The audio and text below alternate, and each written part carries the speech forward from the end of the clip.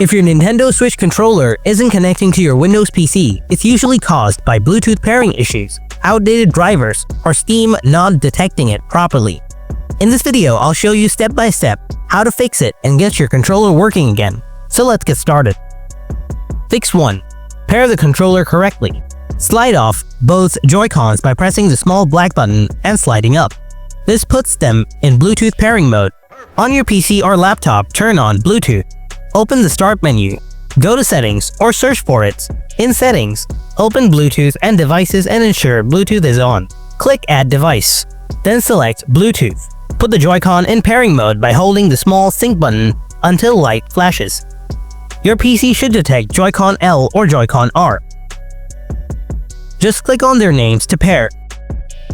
Once paired, repeat for the second Joy-Con. Fix 2. Update the Bluetooth drivers. Click on the Start menu on your PC.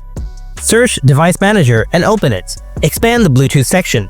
Now right-click your Bluetooth adapter and click Update Driver.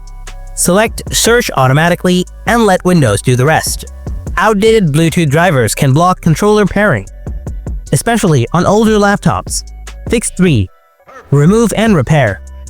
Go back to Bluetooth settings on your PC. If the controller is already listed, remove it. After that, restart your computer. Then try pairing again from scratch. This clears out any corrupted connection data.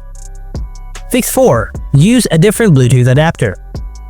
Some built-in adapters on Windows PCs don't handle game controllers well.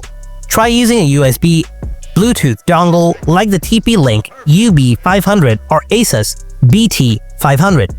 Also remember that your Nintendo Switch supports up till the Bluetooth 4.1.